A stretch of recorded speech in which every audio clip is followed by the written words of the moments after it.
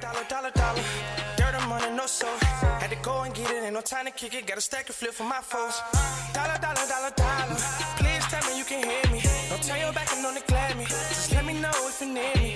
Dollar. Let me watch out for my partners. Keep my money long, get my team strong. Let me run away from my problems. Yep, let's get original crew, man. We're back. New casual. If you smile, you lose. Ain't no challenge for me. I don't smile anyway. Either I laugh or frown. You don't smile? When have y'all ever seen me smile for real? Like, let's be real. You smile, I don't. So okay, what's the child. problem? You ain't no wrong with smile. Like y'all afraid of the truth. The truth is the truth. The fuck? Okay. I said I either laugh. That was a smile. No, that's you a smile laugh. before you laugh. I'm laughing. You're smiling. No, I'm laughing. That's a smile. I'm literally laughing. I said either I'm laughing or I'm frowning. I don't smile because they ain't shit. But you're really smiling. ugly ass motherfucker right there. Come on, child. Hey man, with that being said, before we get into it, make sure you check out the links in the description box. Down below. You already know where to go. If you want the first part, all you gotta do is check out down below. Also, if you enjoyed today's visual, like it with a thumbs up. But let's go. Let's hop into it. Let's check it out. Let's see what's about. You ready? I'm ready. Let's go. Ugly thing. He didn't show the one before that.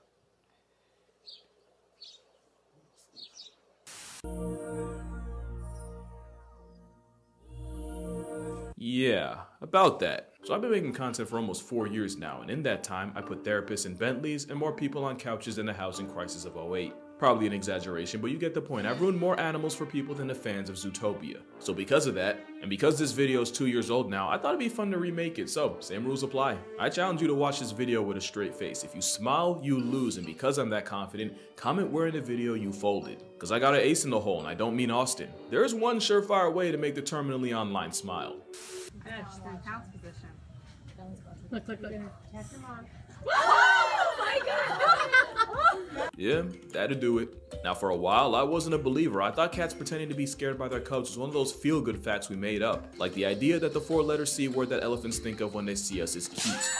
The problem with that theory is we've seen lions, tigers, leopards, and snow leopards all do this, so there's only two options. Either the most overqualified killing machines on earth also have the awareness of a kumquat, or cat moms actually play scared to boost their child's confidence. Likely to encourage the tyke to stalk, hunt, and all the things he'll need to get his own groceries one day. But the underrated part is they don't just act, they overreact the way any parent supporting their child would. I've seen leopards get DoorDash delivered to the dome and not jump as high. The things mothers do for love. But what about fathers? There is no child support in the wild, and nothing stopping most males from going out for milk indefinitely. But there are some exceptions, like Murphy. Murphy is a 31-year-old bald eagle living in the World Bird Sanctuary in Missouri, where the symbol of America is expected to spend the rest of his life after an injury left him unable to fly. He'd also probably never have a mate. Why you looking at me like that for? I didn't look at you like anything.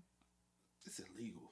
I know. That's why I was like, what we doing? That's why I'm playing. It's because it's illegal. You like that, huh? Like what? I like what? Nothing, child. Was never able to bond with any of the females. For a minute, it seemed Murphy's law had our boy in a chokehold. But one day last spring, keepers noticed Murphy acting weird. Or at least weird for a grounded avian incel. They took a closer look and realized Murphy had built a nest, but instead of an egg, he had a rock that he made his full-time job protecting from not just people, but the other eagles too. Scientists believe that spring hormonal changes had triggered a paternal response in Murphy. In other words, that baby fever had him acting different. But the story didn't end there. A couple weeks later, several miles away, an eagle nest had fallen during a bad storm. And one thing about eagle nests, they're much, much bigger than you think. The fall killed one of the eagle chicks and left the other one an orphan.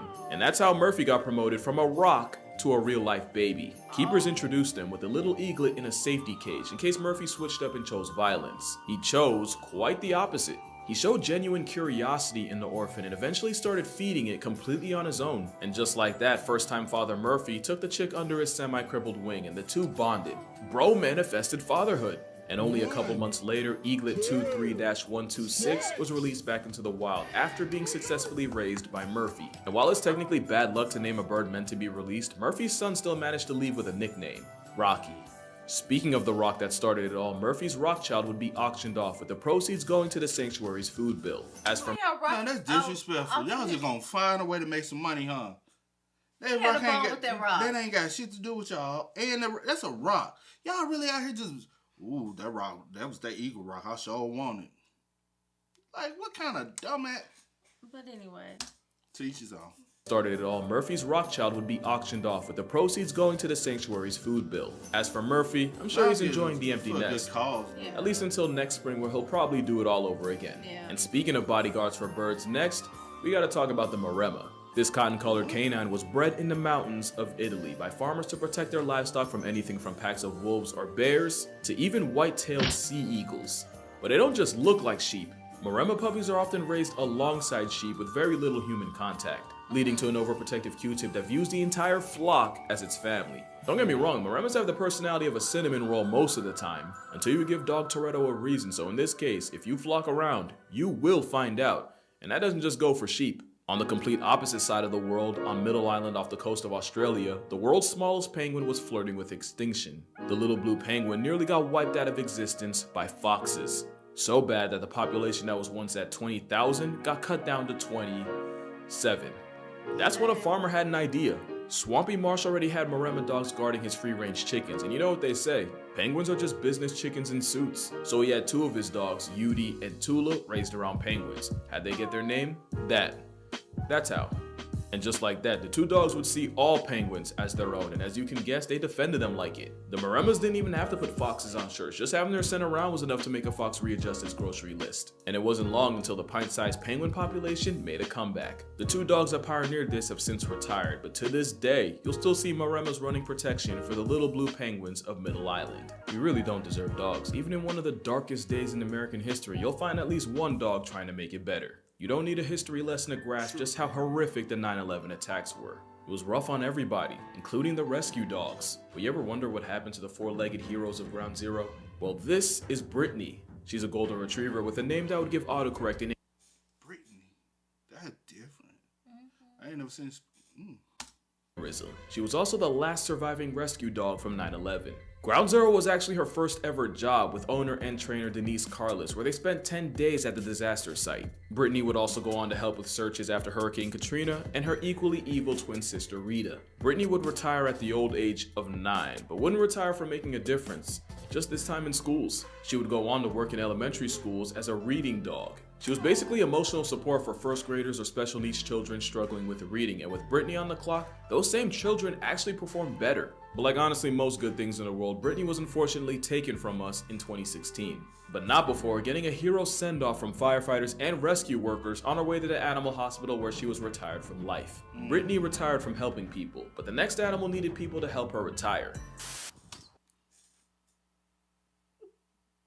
No. That was so sweet.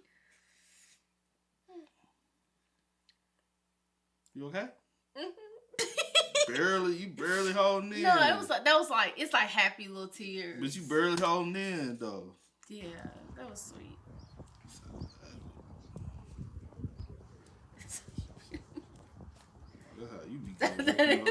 So this bear went viral because, let's be honest, if you've worked more than a minute or gone to college at some point, you've been this bear. But her backstory was less relatable and a whole lot less wholesome. This is Chada, and for the first 14 years of her life, she was part of the Ukrainian circus, where she was exploited, tortured, and treated as a prop. Things didn't get much better when she was bought out of the circus because her new home would be a small rusted cage above a garage. That would be cruel for a bulldog, let alone a whole bear. The abuse left her virtually blind and even cost her most of her teeth. Worst of all, Chada is a Himalayan brown bear, an endangered species with only hundreds left in circulation. So long story short, it was all bad for Chada, at least until 2019, when the beaten down bear was rescued and taken to the White Rock Sanctuary in Ukraine. So if she looks like the wrong side of the weekend, it's because she just woke up from a 20-year nightmare. That might actually be the first time she's ever touched grass in her 25 laps around the sun. But what does a bear that spent 5 presidential terms in a box even do for fun? Well, if you ever see her, she's probably playing in her pool, or making friends with a stick. as one does. Or she's channeling her inner old head and yelling at the bears and wolves for making too much noise. And even though she's 25 and allegedly too old for DiCaprio, Chada's even been seen spitting game, kissing one of the other males in the sanctuary through a fence. A whole girl still got it, and I'd 100% commit a census subtraction for Chada. But I would commit crimes against humanity and an affront to the Lord for our next animal. Question, totally unrelated by the way, but you ever wonder what animal was the first time we've ever seen a dwarf in nature? Well, you're looking at him. This isn't editing, this isn't Photoshop. This is an elephant just over 5 feet tall. I don't think y'all are really hearing me. I can look this elephant in the eye! Got a little out of character there, but yeah, not only did biologists in Sri Lanka find this DeVito-built elephant, they really found mans trying to square up with another male. Not to mention the steed of Tyrion Lannister was actually the aggressor. Little guy wanted every ounce of the smoke. Turns out being built like an aggressive footstool makes it really awkward to fight you. And I like to think all the elephants treated him no differently, because even elephants understand. Sometimes shit happens. My only question is, with dating, right? You think you can reach? I feel like it would take creativity, the Kama Sutra, and a Pilates class for a female to make it work. I don't know where he is or what he's doing, but if I ever see bro in a Kevin Hart movie, then I can sleep well knowing he's found his purpose. But if there's one animal that needs a movie, it's one that that's disrespectful as hell. Man, he can't make Joseph. He can't control how tall he is in life, man. Y'all get me.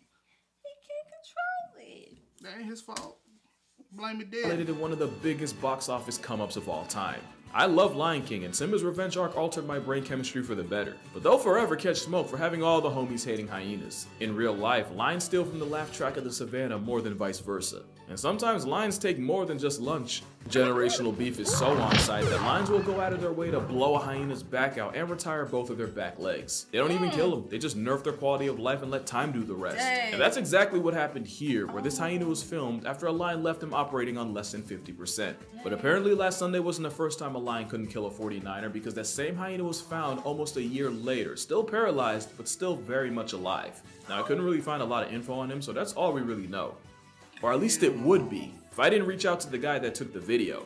This is Kathan Moore. He's a wildlife photographer who was kind enough to give me the full story, or at least from what he saw. So here's the full timeline of the hyena that ghosted death, straight from the source. He first saw the handicapped hyena January 8th, 2022 in Kruger National Park in South Africa. He was impressed, but also bittersweet since there was no way he would survive the African bush with a broken back.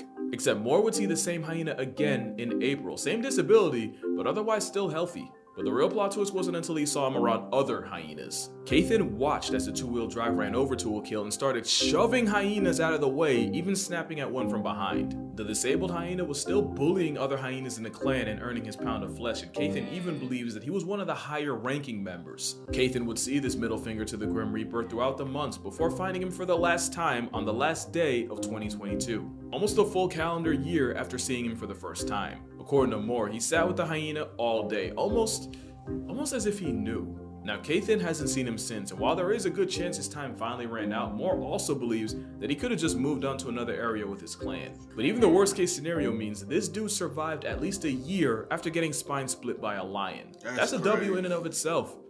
Unless you're a Lions fan. Now, we've talked about some of the weirdest animal team-ups in nature. There's warthogs using mongoose as a spa, a guinea pig doing the same thing except with vultures, and of course, the fact that ravens are a step away from fully weaponizing wolves. But there's another animal duo that nobody saw coming, and this one also involves wolves. This is an Ethiopian wolf, and out of the almost 40 species of canines, they're the closest to getting completely discontinued. But they found an unlikely ally. This is a gelada. It's really the hippo of monkeys, because even though their dental screams carnivore, geladas have the diet of a lawnmower. Somehow the wolves figured out that their chances of a successful hunt are higher when they do it around the monkeys. In fact, their success rate went from an anemic 25% when alone, all the way to 67% when surrounded by gelada gang. And somehow the same monkeys that run from the mountains when they see a feral or domestic dog are the very definition of unbothered around the wolves. The wolves even go out of their way to make themselves look like less of a threat, switching out their normal zigzag hunting run for a slower, less intimidating stalk. It's believed the grass-fueled geladas disturb rodents and stuff and make it easier for them to get picked off by the wolves. And even though the monkeys are about prey size, in about 8 years of research, there was only one time where a wolf tried to murk a baby monkey. The wolf got dealt with violently and like a predator on a registry was never allowed near the herd again. So it might not be the Disney movie Wolves and Ravens are, but geladas and wolves might just be the most underrated duos in nature. But you won't find a better story than the tale of the BLT. Bear, lion, and tiger. Duh. I'm so done with you. I was trying to think. I was like, BLT. I'm like embarrassed. Yeah. Bacon, lettuce, tomatoes. Okay. I was just trying to remember. Story of a lion, tiger, and bear cub all rescued from a basement in Atlanta and brought to the Noah's Ark sanctuary. The three had bonded and were inseparable, so they were nicknamed BLT. B for Baloo the bear, L for Leo the lion, and T for the tiger named Shere Khan. Baloo was like the chill older brother and the glue of the group. Leo was the quiet, stoic one, and Shere Khan was easily the troublemaker, but by far the most affectionate. The three were basically conjoined triplets for 15 years until Leo would pass away in 2016 to inoperable liver tumors and Shere Khan expired in 2018. I'll drop a link to a video with the full story, but a lot of people wanted to know how Baloo was doing. So I asked them, and here's what they said. The last member of BLT is doing well and actually celebrated his 22nd birthday last July. He hasn't been introduced to other animals since Shere Khan and Leo, but considering black bears are solitary, he's probably happier that way. And best believe the star of Noah's Ark gets spoiled with fruitcakes, ice treats, and even bubble baths. They even went and renovated his old clubhouse because Baloo only deserves the best, and when he's not in there, he's enjoying life in his own private personal pool. Low-key, bro living better than me. So how's Baloo doing? He's doing how he deserves. Also, his favorite treats are Tootsie Pops and Oreos. That has nothing to do with anything, I just thought it was cool. Speaking of Oreos, what do a parrot, a raven, a seal, and a beluga all have in common? They've all shown the ability to mimic human speech, from conversing corvids to catcalling seals. But there's another animal not enough people know about, and that would be Wilkie, a 14-year-old orca in Antibes, France, and the first one to ever mimic human speech. And before you say it, no. Not like this. I think. I hope. You see, orcas aren't just intelligent, they have cultures and different trends that they follow, just like us. They also have different dialects, with each family group having different tones and frequencies. It's like how I can say Aaron earned an iron earned, but if you in Baltimore, you finna hear Iron and iron. Say it. What is it? Aaron iron. Hold on. We gonna go back. Group having different tones and frequencies. It's like how I can say Aaron earned an iron earned, but if you in Baltimore, Aaron earned an Aaron. Stop doing that. Because you don't know what he's saying. I'm trying to let you know. It's Aaron earned and iron. Okay, just don't worry about iron earn. Aaron earned and iron earn. Aaron earned and iron earned. Aaron earned and iron earned. Baby, I'm too country for that. I ain't got time for all that. Aaron earned and iron earned. Okay, don't play with me. Don't play with the South tongue. I can say it if I tell me the South will rise again. to hear Earn and earn. Wilkie was trained to mimic her caretaker, saying things like hello, bye-bye, and even count to 3. 1, 2, 3. Hey, before you judge them, just remember, they're doing that from a nostril on their head. It's all fun and games until you're on a boat and a desaturated serial killer tells you bye-bye. But like with other talking animals, orcas are just mimicking the sounds they hear around them. Mimicry is a vital skill for a lot of animals, but it's also led to one of the most iconic animal pictures of all time. You've definitely seen this viral picture, but you probably don't know the tragic chain of events that led to it. The man taking the selfie is Machu Shamavu, and the 2 girls behind him are Dakazi on the left and Ndezi. It was taken in Virunga National Park, home to up to 1,000 endangered mountain gorillas. Here, the biggest threat to a 400-pound pacifist is poachers, either trafficking babies as pets or straight up slaughtering adults to sell as trophies. And that's what happened in 2007, with a mother gorilla taking a bullet to the back of the head, execution style. She was long gone by the time rangers got to her, but they found 2-month-old Dakazi still clinging to her life-deprived mother. She was taken in, but it wasn't looking good. She was severely dehydrated after 24 hours without milk and even developed pneumonia 2 weeks after being brought in. That's when Andre Bauma got involved. He was the manager of the orphanage Dakazi was brought to, and he willed the sick baby gorilla back to health. The very first time they met, Andre held the baby against his bare chest for warmth and kept her there all night. Unfortunately, the story would only get worse. Barely a month later, another attack cost the park 5 gorillas, and yet another orphan was brought in, this one named Ndezi. Dakazi and Ndezi were raised together and became not just lifelong friends, but sisters. Not only did Dakazi see her as family, she saw Andre Bauma as a mother. Gender roles be damned, and the feeling was mutual, with Andre seeing the orphans as daughters. Now, raising children's hard enough, and gorillas are no exception, but Andre actually had a secret weapon to keep the girls in line. Pringles. Yeah, we're not that different. Now, one thing about gorillas is that babies often learn by imitating the adults around them, and with only humans around, the sisters eventually started seeing the other rangers as role models. One day, a ranger noticed he had 2 shadows mimicking his every move, so he pulled out his phone, snapped a picture, and that's how the world got blessed with this. Now, unfortunately, in September of 2021, Dakazi would pass away at 14 after a long-standing illness, and she spent her last moments in the arms of Andre Bauma. Yeah, the same man that held her that night 14 years ago. So where are they now? Ndezi's still alive and well, actually serving as a role model for the younger gorillas in the park the same way her sister did. Mr. Bauma still out there making a difference any way he can. And Matthew, he clearly hasn't slowed down with the selfies. But that's gonna do it for this video. Drink water, hug your parents. Shout out to Lions fans. I know I rag on y'all a lot, but I low-key have respect for you guys. And if it was up to me, y'all'd be the ones in the Super Bowl. Shout out to Kathan Moore for helping me with this. Please go check him out and tell him I sent you there. And I'ma see y'all in the next one. Play too much. That was wholesome. Was it? Was Yeah. it, girl? Very wholesome for you? I'm being serious. Yes, it made me a little emotional. When I'm being serious, you act like I can't be serious. Because you're always playing. I'm not always playing. But yeah. You do got tears in your eye. That is crazy. I'm just a little emotional. You always emotional. That's okay. You always I'm in emotional. tune with my feelings.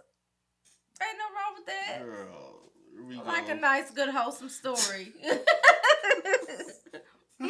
But hey, hopefully y'all learned something today. I sure did. It's always good to learn every day, man. Take away something, no matter what video you watch. Learn from it, man. Always. Whether you learn to be even a little happier, or you know what I'm saying, get more in tune with your feelings.